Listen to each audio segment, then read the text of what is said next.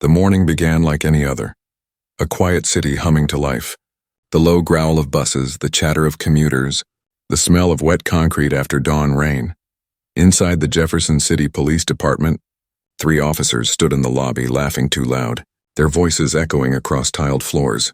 They turned as the glass door opened. A tall black man in a charcoal gray suit stepped in, the kind of man who carried himself with the silent confidence of someone who'd seen too much to be easily shaken. His name was David Moore. He walked with a soldier's posture, measured, balanced, calm, the subtle rhythm of discipline in his stride. But to the 3 officers watching him, all they saw was a man who didn't look like he belonged here. Veteran? Prove it, one of them said, squinting with that practiced smirk of authority. You don't look like a soldier to me. The words hit the air like a challenge, the kind that always comes wrapped in arrogance. David's eyes didn't flinch. I'm here to report suspicious surveillance activity near the Hudson complex, he said, voice low and clear. But the officer's amusement grew. Suspicious activity? Right. You sure it wasn't just janitors? The precinct's captain, Mark Stanton, looked up from his desk behind a glass wall. He saw David standing there, but deliberately went back to his paperwork, pretending to be busy. When 3 white civilians entered moments later, Stanton jumped to his feet, greeted them with handshakes and smiles, then sent them on their way.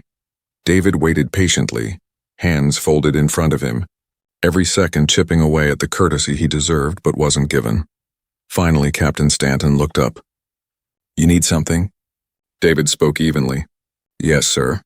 I'd like to file a report about the surveillance activity near the Hudson complex. The individuals were using advanced long-range optics and encrypted radio transmissions. The captain leaned back, folding his arms. And how would you know that? His tone dripped with disbelief. David's reply was simple. Because I helped design the counter-surveillance protocols those men were trying to bypass. That sentence should have changed everything. It didn't. Instead, Stanton smirked. Everyone's some kind of government expert these days, he said. Half the mall cops claim to be ex-special forces. Behind him, 2 officers chuckled. Another rolled his eyes. David didn't respond. His face stayed calm, but something in his gaze sharpened, a blade waiting in silence. I'll need to see your ID, said Officer Reynolds, an older man with a jawline built on cynicism. David handed over his driver's license and reached into his jacket. I also have federal credentials, the captain's voice snapped like a whip. Hands where I can see them. The tension thickened instantly. The other officers moved closer, hands hovering near their holsters. The air felt electric, the kind of electricity that precedes thunder. David stopped mid-motion, eyes locked on the captain. I'm retrieving digital verification, he said calmly, every word deliberate. Officer Elena Diaz, standing nearby, glanced between them, unease flickering across her face. Something about David didn't fit the pattern of the criminals they usually dealt with. His composure wasn't defiance, it was control. What branch did you serve in? She asked quietly. Special Forces, David replied. 5th Group, 3 tours? The captain laughed, loud and mocking. Oh, really? And I'm the Secretary of Defense, Reynolds snorted. The others smirked. David's voice stayed level. Captain, may I have your name and badge number, please? That wiped the grin off Stanton's face. His eyes narrowed. You threatening me now? You come in here with fake claims, wasting police time, and now you want my badge number? He stepped closer, voice rising so the entire lobby could hear. How about I detain you for filing a false report? Impersonating a federal official. How does that sound? David didn't move. I'm not impersonating anyone, but in 10 minutes you're going to wish you had listened. For a heartbeat silence. Then Stanton's command broke it like glass. Empty your pockets. The room froze. Civilians turned. Officers stopped typing. The sound of authority abused filled the air like static. David obeyed, calmly, methodically. He placed his wallet on the counter. His keys, his phone, clearly marked with a small federal insignia. And finally, a circular challenge coin that gleamed beneath the fluorescent light. The coin bore the insignia of the 5th Special Forces Group, its edge worn smooth from years of use. Captain Stanton picked it up, turned it over, scoffed. Nice prop, you can buy these online. The coin spun across the counter and landed with a metallic ring that cut through the quiet. Officer Diaz noticed the phone's markings, "Captain, that device looks government-issued," she said cautiously. Stanton ignored her. "These things can be faked, too." The mockery continued, feeding on the growing crowd of officers and civilians who had begun recording with their phones. Stanton's voice rose, performing for his audience. "We get these stolen valor cases all the time. People pretending to be heroes." David's jaw tightened. Every second was a test of patience against humiliation. "Captain," he said quietly, "I came to report a threat to national security. This treatment isn't only unprofessional, it's dangerous." But Stanton only smirked. "You're lucky I don't put you in cuffs." Officer Diaz hesitated, torn between duty and conscience. "Sir," she said, "maybe we should at least verify his—" "Enough, Diaz," Stanton barked. "I'll handle this." He didn't realize he already wasn't, because at that moment, as David picked up his phone from the counter, something shifted behind his eyes. A decision. A silent vow. This ends today. Officer Diaz led David down the narrow hallway toward the restroom. The fluorescent lights buzzed softly overhead. Neither spoke at first. The tension clung to the walls, heavy and unspoken. "I'm really sorry about how the captain's treating you," Diaz whispered finally. "He's having a bad day." David glanced at her, his tone calm but sharp. "And how many people pay the price for his bad days?" Diaz didn't answer. She couldn't. Inside the restroom, David stood before the mirror. For a long moment, he simply stared at his own reflection, the same face that had saluted under burning desert skies, the same hands that had carried wounded men to safety. Now those hands trembled slightly, not from fear but restraint. He took a deep breath, then reached down to his ankle. From beneath his pant leg, he retrieved a small, matte black phone, a secure device used only for emergencies, the kind of emergencies that required immediate silent response. 3 quick messages, each one precise. First to the Pentagon Security Command, Hudson Precinct. Code Ironfall. Second to his executive assistant. Access surveillance feeds. Archive everything. Protocol 9. Third to General Wallace, his former commanding officer. Potential security breach. Interference by local law enforcement. Need confirmation, team. He finished typing, locked the device, and slipped it back into its concealed holster. A memory flashed before his eyes, years earlier. The desert heat, a convoy ambushed, his unit trapped. He remembered Wallace's voice in his headset. "Hold the line, Sergeant. Help is coming." Now, in a tiled police restroom thousands of miles from that battlefield, he stood holding a different kind of line. When he rejoined Diaz in the hallway, his expression had changed. No visible anger, no visible fear, only quiet certainty. Back in the main lobby, Captain Stanton stood near the holding area, arms crossed like a man guarding his pride more than his authority. "Thinking about running?" he asked. "No need," David said. "We'll run your fingerprints. See who you really are." Stanton's grin returned, brittle and self-satisfied. "That won't be necessary," David replied. "But do what you feel is appropriate." Diaz caught the change in him. The same man stood before her, but his presence felt heavier now, like the air itself had adjusted to his gravity. "Captain," David said evenly, "I came here to report a possible espionage threat near a secure government complex. The individuals I observed had specialized surveillance tech, the kind not available to civilians." "That's what I tried to tell you," Stanton scoffed. "And now it's espionage? What's next? The president's waiting for your call?" David checked his watch. "No, not the president. But in 2 minutes, you'll be receiving a call from the Pentagon." The captain's laugh broke through the tension. Sure. The Pentagon. Maybe the CIA too while we're at it." He turned his back, pretending to fill out forms while his officers chuckled. The sound was a false shield for their nerves. Then the phone rang. The desk sergeant, an older man with graying hair, answered casually. "Jefferson City Police Department, Sergeant Miller speaking." He paused, his eyes lifted. "Yes, he's here." The pause stretched. His spine straightened. His voice changed, suddenly formal. "Yes, sir." "Right away." He covered the receiver. "Captain Stanton, it's for you." "They say it's urgent." The laughter died.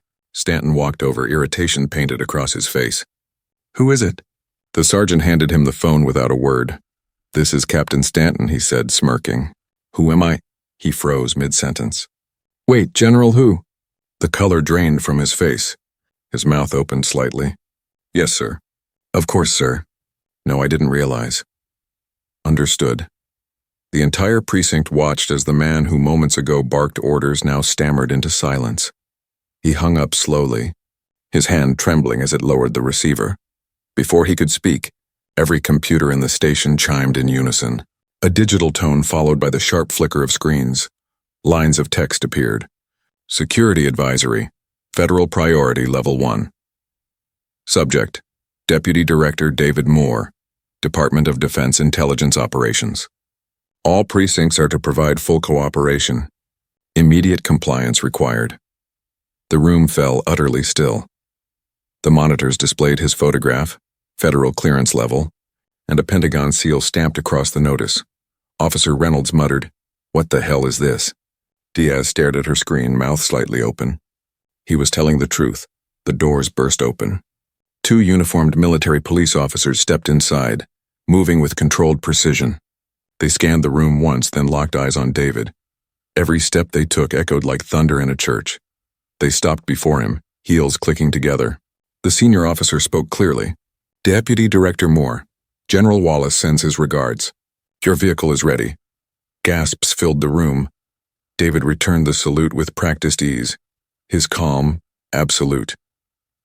Captain Stanton tried to recover his authority. "Hold on, this is my precinct. You can't just—" The senior MP didn't even glance at him. "Sir, we're operating under federal directive. This facility is now under review." David turned slightly toward Stanton. His voice carried quiet power. "Captain, I still need to file that report about the surveillance activity. That's the reason I came here." The words landed heavier than any threat. Every officer stood frozen in disbelief. Civilians in the lobby whispered, phones raised to capture history unfolding. After a long silence, Stanton swallowed hard and forced out the words, "Officer Diaz, take the deputy director's statement." Diaz nodded, still stunned. As David followed her to the desk, the phones began ringing again. Not one, dozens. "Captain," the sergeant called out, covering one receiver while another rang beside him. "The mayor's office on line 1, the police commissioner on line 2, and the Department of Defense liaison on 3. They're all asking about this situation." Through the glass windows, black SUVs pulled up outside, headlights flashing. Men in dark suits stepped out, earpieces glinting beneath the morning light. They moved fast, forming a perimeter. The entire precinct seemed to tilt on its axis. Stanton's voice trembled when he finally spoke. "This was a misunderstanding," he said, forcing a weak smile. "If you had just identified yourself properly." David turned, his tone steady and final. "I did identify myself, Captain. You just chose not to believe me." The words struck like a verdict. Officer Diaz lowered her gaze, ashamed of her silence earlier. The air felt thick with realization, the weight of what prejudice had cost them.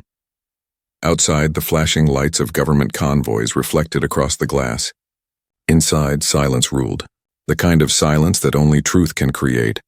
And as the building buzzed with phones, whispers, and consequence, David Moore, once humiliated, now commanding the room, simply stood tall. Not triumphant, just resolute. He hadn't come for revenge.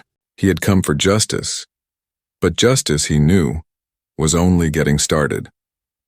The commissioner's car arrived minutes later. Doors slammed. The rhythm of boots and polished shoes filled the air as officials rushed inside. Police Commissioner Harris Daniels, tall and commanding, entered the precinct with a frown that could silence a riot. He took one sweeping look at the scene. The military police, the stunned officers, the humiliated captain, and his jaw tightened. "Captain Stanton," he said, voice like gravel under pressure. "My office now." The captain followed him into the glass-walled office, his steps heavy. Their conversation began low, but emotion made it impossible to hide for long. Daniels gestured sharply, his hand slicing through the air. Stanton's voice rose once, defensive, then broke into silence.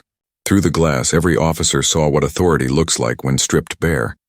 While that confrontation unfolded, David sat across from Officer Diaz, recounting his original reason for being there. His words were measured, deliberate. "I observed 2 individuals near the Hudson Complex, northeast perimeter. Around 600 hours. They were using modified long-range optics, government-grade lenses, and encrypted communications on civilian frequencies." Diaz typed quickly, glancing at him now and then. She had never seen composure like this under pressure. He wasn't angry. He was focused. Each detail came like a piece of a larger pattern only he seemed to see. "You seem very certain," she said softly. "I've spent half my life identifying what others miss," David replied. "That's what I was trained for." As he spoke, the tension in the precinct changed texture. Officers who had mocked him now watched from across the room in uneasy silence. The dynamic had shifted beyond repair. They weren't just dealing with a man they'd misjudged. They were dealing with someone who now represented accountability itself. The office door opened. Commissioner Daniels walked out, face unreadable. Behind him, Captain Stanton followed, pale and deflated. Daniels approached David and extended his hand. "Deputy Director Moore," he said carefully, "on behalf of this department, I want to apologize for what happened here today." "This isn't about me," David said, shaking his hand firmly. "It's about a pattern that needs to end." At that moment, through the glass doors, reporters began to gather outside. Word was spreading fast. Black SUVs with government plates attracted attention and cameras were already rolling. The public had questions, and Jefferson City's police department had no good answers. Stanton tried to retreat toward a side exit, hoping to vanish into the chaos. But one of the military officers blocked his way. "Captain Stanton," the MP said calmly, "General Wallace has requested that you remain available for debrief." David noticed the moment, his expression neutral. "Thank you, Sergeant," he said quietly. "We'll handle that shortly." The commissioner's phone buzzed. He stepped aside to answer, speaking in a hushed tone. Then his eyes widened slightly. When he returned, his voice had lost its earlier authority. "Deputy Director Moore," he said, "I've just been informed that your role extends beyond the Pentagon." The White House liaison confirmed, "You chair the Federal Committee on Law Enforcement Oversight." The room froze again. David didn't deny it. "That's correct," he said simply. Commissioner Daniels exhaled slowly, realization washing over him. "Then I imagine this department will be hearing from your office soon." David nodded once. "That depends entirely on what happens next." He turned toward Diaz, who still sat at her desk, her eyes following every word. "Officer Diaz, finish documenting my statement. Include the full account of this morning's events as well. The Oversight Committee will need both reports." "Yes, sir," she said quietly. Outside, the press had begun shouting questions through the glass. Cameramen jockeyed for position as microphones pushed toward the doors. "Is it true the Pentagon just intervened in a police case? Who is the man in the suit?" Inside, chaos built like a pressure wave. The phones rang again, 5-6 lines at once. The desk sergeant was drowning in calls. "Captain," he called out, "we've got the mayor, the state attorney's office, and someone claiming to be from Homeland Security." Stanton's face drained of color again. Through the noise, David's phone buzzed with a secure notification. A message from his assistant. "Media has the story. Prepare statement." He looked toward the commissioner. "We should move this to a private room," he said. Daniels nodded quickly and led the way to the conference room. Inside, the air felt heavier, the walls seeming to press closer. Senior officers and legal counsel gathered at the table. Stanton lingered near the door, shoulders hunched. David stood at the head of the room, no notes, no folder, just his presence.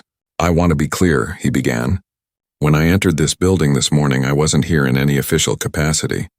I came as a citizen. I saw something that could threaten national security, and I tried to do what any responsible person would do, report it. What happened next revealed something far more dangerous than any surveillance equipment." His gaze swept across the room. It revealed how deeply distrust and bias can infect an institution meant to serve and protect. No one spoke. Even the hum of the air conditioner felt distant. He continued, voice calm but charged with conviction. "I didn't intend to identify myself as an oversight chair. I believed this precinct would respond professionally, but Captain Stanton's behavior has turned this into an official investigation." At his signal, his assistant, who had just arrived carrying a leather case, handed tablets to everyone present. On-screen played footage from the precinct's own cameras. Stanton's mocking laughter, his aggression, the humiliation, the challenge coin spinning on the counter. The sound filled the room, undeniable and raw. When it ended, David said quietly, "That's the culture we're here to address." Silence followed, thick and heavy. Then he continued, "We can take this down two paths. One leads to disciplinary hearings, lawsuits, and federal review. The other begins with reform, real measurable change. I prefer the second. Commissioner Daniels leaned forward, frowning. You'd help us rebuild? Yes, David said. But it must start with honesty. He nodded to his assistant again. These are reform blueprints drafted by my committee. Transparency protocols, implicit bias training, community partnership boards. Fully funded. Implemented immediately. The officials exchanged uneasy glances. This department can be the model for national change, David said. Or the next headline in a cycle of failure. The commissioner stared down at the documents, then slowly looked up. We'll do it, he said finally. Effective immediately.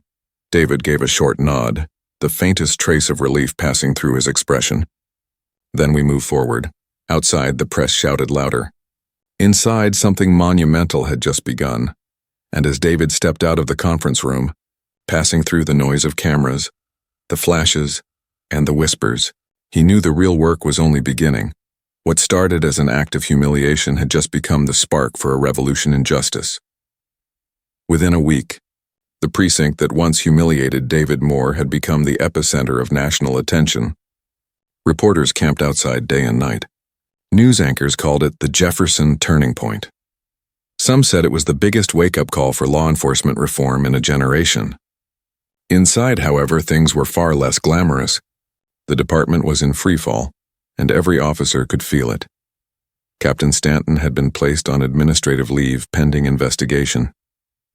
His desk sat empty, a reminder of what unchecked arrogance could cost. In his absence, Commissioner Daniels appointed Officer Elena Diaz as internal implementation lead for the reform initiative. The choice shocked the precinct. Diaz was young, Latina, and one of the few who had tried to de-escalate that morning. When David offered her the position, she hesitated. Some of them won't take orders from me, she admitted. Not after how this started. That's exactly why you're the right one, David replied. Courage doesn't wait for approval. The first training sessions began on a Monday morning. Every officer in the building sat in a cramped conference room, arms folded, expressions hard. The room smelled of burnt coffee and silent resentment. David stood at the front, calm as ever. This isn't about punishment, he said. It's about correction. What happened here should never happen again. Not to me, not to anyone. A grizzled veteran officer interrupted. We're cops, not politicians. You can't second-guess every move we make out there. David didn't argue. Instead, he tapped his tablet. The lights dimmed and a video began to play. It was the security footage from that morning. The insults, the disbelief, the challenge coins spinning to a stop. The same officers now watched themselves stand by in silence while it happened. The room stayed utterly still when the clip ended. That, David said, his voice soft but sharp, is what second-guessing looks like when it's too late. A national security threat ignored because bias shouted louder than reason. No one moved. Even the veteran lowered his gaze. Change began slowly. Training sessions turned into real discussions. Officers spoke about the fear and frustration that drove their behavior, about how little they actually knew the people they were supposed to protect. For many, it was the first time they'd said those things out loud. Community meetings followed. Residents packed the new open-door forums, speaking raw truths about years of distrust. A young law student described being pulled over 16 times in 1 year without ever receiving a ticket. An elderly woman talked about how her neighborhood stopped calling 911 because the help usually came with handcuffs. For once, the officers listened. The reforms deepened. Body camera footage reviews became random and civilian monitored. Use of force incidents were now publicly logged. De-escalation training became mandatory and practical, not theoretical. Slowly, the precinct began to change shape. From a fortress to a bridge, David was everywhere. In the conference rooms, in the neighborhoods, in late-night calls with senators and advocacy groups. His calm presence anchored the chaos. What had started as a federal mandate now felt like a movement. Meanwhile, Frank Stanton's world crumbled. News outlets unearthed his social media history, posts full of thinly veiled prejudice, old complaints swept under departmental rugs. Former colleagues came forward. Internal Affairs found 17 prior misconduct complaints, most involving minorities, all conveniently dismissed. His union lawyer advised him quietly, "Resign now while there's still a pension to protect." Stanton refused. It was a misunderstanding, he insisted. He didn't identify himself. I did my job, but the footage said otherwise. The public had seen it. There was no coming back. Months passed. The department transformed. Community volunteers now worked alongside officers during outreach patrols. Kids who once ran from police cars now waved at them. Crime reporting increased because people finally believed someone would listen. When Commissioner Daniels presented the first quarterly report, even he was stunned. Violent crime was down 5%. Clearance rates for serious cases had climbed.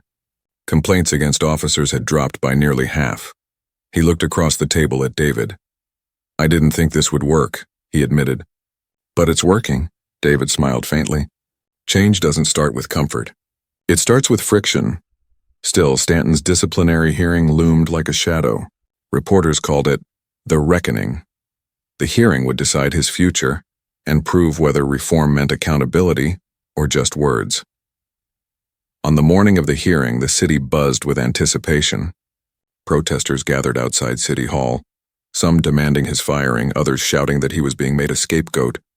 Inside, the room overflowed: officers, attorneys, journalists, and a few civilians whose lives had been changed by what happened that day. Stanton entered wearing full-dress uniform, medals gleaming under the lights. His face was pale but defiant. He sat beside his lawyer, pretending calm, though his hands shook slightly when he adjusted his papers.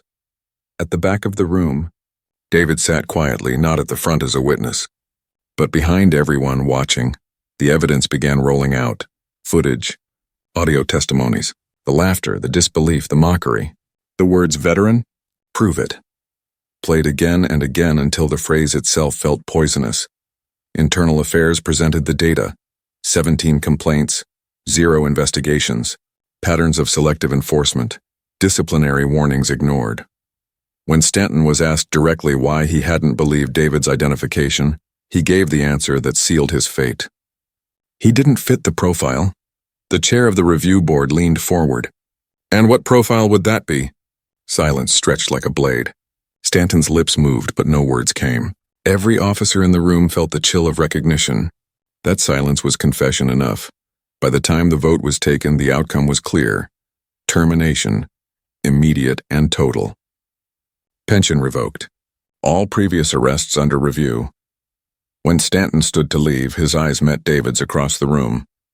The man he once humiliated sat still, composed, offering no triumph, only understanding.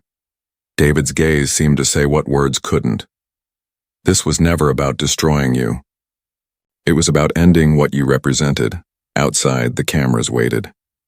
The city held its breath, and as Stanton stepped into the sunlight stripped of rank and reputation, David Moore walked out a different door into the same light, not as a victim avenged, but as the architect of something larger than himself. The reforms would soon spread beyond Jefferson City. Requests came from Philadelphia, Atlanta, Detroit, and Phoenix.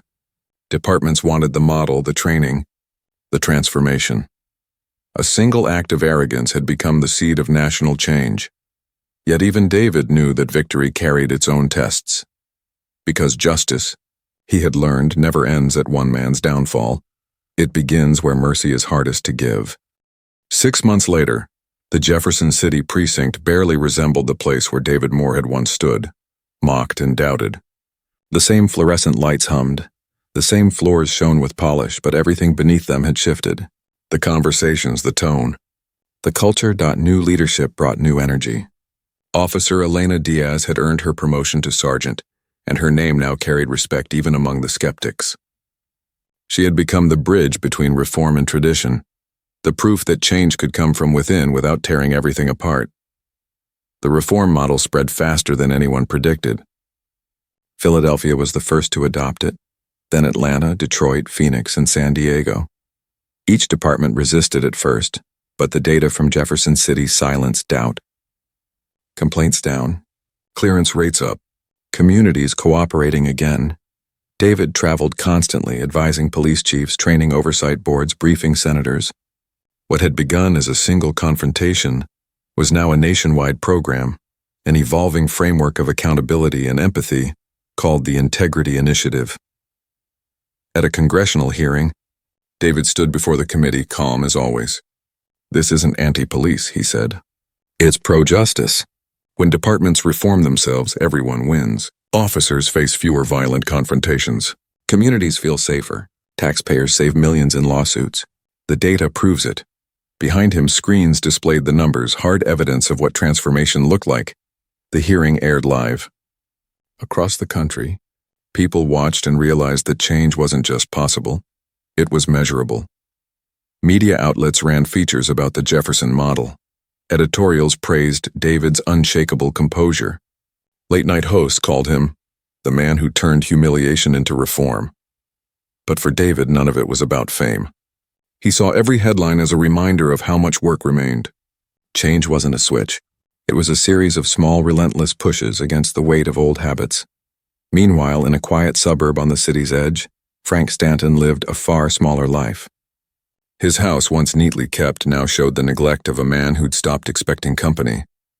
The blinds stayed closed most days. The phone rarely rang. He had tried fighting his dismissal, but each attempt crumbled under the evidence. Eventually, even his union stopped returning his calls. The world had moved on without him, yet in the silence something unexpected began. Stanton started reading. Civil rights history, policing ethics, stories of men and women he once would have dismissed without thought. Shame had stripped him of everything except the chance to understand what he had refused to see.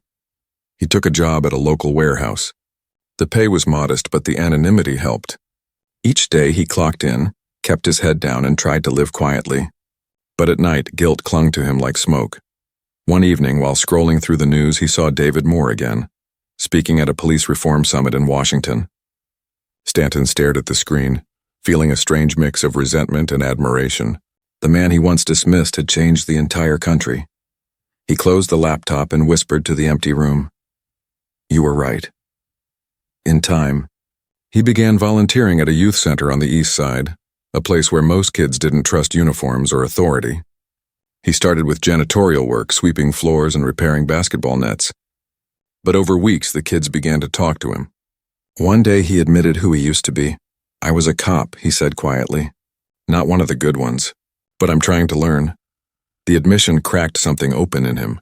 He started attending workshops, completing advanced bias and community relations courses, not because anyone demanded it, but because he finally understood why it mattered. 1 year after the incident, David sat in his Pentagon office reviewing reports. Sunlight filtered through reinforced glass, illuminating the photographs on his desk, his family, his old unit, the president signing the Police Accountability Act. His assistant entered carrying a folder marked Personnel Security Review. "Sir, this came through for your approval. I thought you might want to see it personally." David opened the folder. It was a background check. The applicant's name caught his eye immediately. Frank Stanton. He had applied for a security position with Meridian Defense Systems, a private contractor that supplied the Department of Defense. Because of the nature of his past termination, the decision had been escalated directly to David's desk. He leaned back, silent for a long moment. Fate, it seemed, had a strange sense of symmetry. He read through the attached notes. Since his firing, Stanton had completed multiple voluntary training programs. He'd earned certifications in crisis management, implicit bias, and community outreach. He volunteered 3 nights a week at the youth center and had no new complaints or legal issues. Justice would have been simple. Reject the application. One signature, and Stanton would never work in security again. It would be fair, even satisfying, but fairness wasn't always the same as growth. David picked up the phone and called Meridian's security director. "Jim, it's David Moore. I'm reviewing an application you flagged." Frank Stanton, the voice on the other end, hesitated. "Yes, I know his history. If you're calling to block it, I'll take care of it right now." "Actually," David said, "I'm calling to recommend a probationary period. Regular reviews, mandatory training, and direct supervision. Give him a chance to prove he's learned." Silence on the line. Then disbelief. "You're serious? After everything he did?" David's voice was steady. "Especially after what he did. Real reform isn't about permanent exile. It's about testing whether transformation is possible. If we don't allow that, we're no better than the system we're trying to fix." The line stayed quiet for several seconds. Then the reply came softly. "Understood. We'll give him a shot." When he hung up, David exhaled and looked out the window toward the city skyline. The sunlight glinted off distant rooftops, and for the first time in months he allowed himself a small, genuine smile. Justice had done its job. Now it was Mercy's turn. That afternoon, David visited the Jefferson precinct for the first time in months. The building had changed. Warmer lighting, open community spaces, art on the walls from local schools. Citizens sat comfortably in the lobby instead of waiting like suspects. Sergeant Diaz greeted him at the door, smiling. "Deputy Director Moore, or should I just say David today?" "David will do," he said, returning her smile. They walked through the precinct together, observing officers greeting residents by name. The sound of laughter replaced the old tension. The air felt lighter, human. Diaz stopped near the front desk, the very spot where David had once stood, stripped of dignity and questioned like a criminal. "You could have shut us down," she said quietly. "You could have destroyed careers. But instead you helped us rebuild. Why?" David looked around the transformed lobby. "Because destruction is easy. Transformation lasts." As they walked toward the exit, a young black officer approached them, eyes bright with recognition. "Sir, you're Deputy Director Moore, right?" "From the training videos." David nodded. The officer's voice trembled slightly. "I just wanted to say, your story changed how I see this badge. It reminded me that wearing it means serving with humility, not power." "Thank you," David smiled, touched. Then it was worth it. Outside, sunlight poured across the steps of the precinct. The building behind him stood not as a monument to shame, but as proof that people could evolve. The humiliation that once defined him had become the cornerstone of a movement. And as David walked away, the thought settled quietly in his heart. Revenge fades, but reform endures. Months passed, and what began in one city became the framework for a nationwide transformation. The Integrity Initiative took root in over 200 departments. Small towns, big cities, federal agencies, each reshaping how law enforcement and community coexist. David Moore stood on a stage beneath the soft glow of auditorium lights. The crowd before him wasn't filled with soldiers or bureaucrats, but with people who had once doubted change was possible. Police officers sat beside community activists, mayors beside pastors, students beside veterans. The air buzzed with quiet reverence. He adjusted the microphone and began, his voice measured but warm. "A year ago I walked into a police precinct as a citizen. I left as a symbol, not because I wanted to be, but because of what that moment revealed. We talk about justice as if it's a destination. It's not. It's a constant act of choosing to do better." The room was silent, not the kind of silence born from politeness, but the kind that comes when truth cuts through every distraction.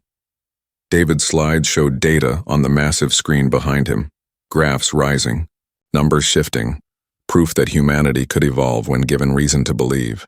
"This program didn't make policing easier," he said. "It made it human again." He paced the stage slowly. "When we began, many said reform would lead to chaos. They said criminals would thrive, officers would hesitate, communities would fracture. But look around. Crime rates haven't risen. Cooperation has. Officers feel safer.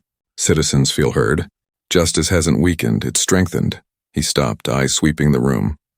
"Because justice isn't punishment. It's restoration."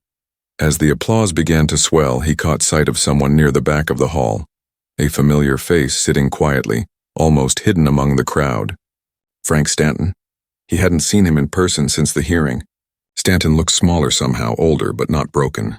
When their eyes met, Stanton stood briefly, gave a small nod, then sat again. No words passed between them. They didn't need to. That nod said everything. After the speech, the crowd surrounded David with handshakes and gratitude. Police chiefs wanting guidance, citizens wanting hope, reporters scribbling notes. But as the crowd thinned, David made his way toward the back where Stanton waited near the exit. "I wasn't sure you'd come," David said. "I wasn't sure I should," Stanton admitted, "but I wanted to thank you for giving me a chance when I didn't deserve one." David studied him for a moment. "Deserving isn't the same as changing. You did the work. That's what matters." "I'm still doing it," Stanton said quietly. "It's not easy facing what I was." "It's not supposed to be easy," David replied. "That's how you know it's real." They stood in silence for a moment, two men bound by a single mistake that had rewritten both their lives. Then Stanton extended his hand. David took it, the handshake firm and genuine, a quiet, full-circle closing. Later that evening, David drove through Jefferson City. The streets were alive with light, laughter spilling from small restaurants, children racing bicycles past murals painted on brick walls. He stopped at a red light near the precinct. Through the window, he saw the building glowing under new signage, Community Partnership Division. Inside, through the glass, he could see officers gathered in a meeting, some in uniform, some in plain clothes, and at the front stood Sergeant Diaz leading a discussion. Her gestures were confident, her face bright with the spark of leadership. David smiled faintly, realizing that the torch had already passed. The system didn't need him to fix it anymore. It was fixing itself, one precinct at a time. As he drove on, his phone rang. The caller ID read, "White House Office." He answered. "Deputy Director Moore," came the voice on the other end. "The President would like you to lead the expansion of the Integrity Initiative nationwide. It's time to take it federal." David watched the traffic lights change, the hum of the city washing over him. "Then let's make sure it's done right," he said simply. When he hung up, he looked out over the skyline. The same city that once humiliated him now carried his vision into history. The final scene of his journey wasn't a confrontation. It was peace. A kind of peace built not on victory, but on understanding. The kind born from knowing that real power isn't in proving others wrong. It's in helping them become right. He thought of the question he often asked at the end of every seminar, every speech, every training session. What would you do if the moment that breaks you also becomes the moment that rebuilds the world around you? The city lights shimmered like quiet answers in the dark, and somewhere inside that silence David Moore found his own. Steady, calm, unshaken. The world had changed because he refused to surrender to rage. Because he believed transformation was worth the pain it took to reach it. That was the true legacy he left behind. Not punishment, not power, but proof that humanity can choose to rise.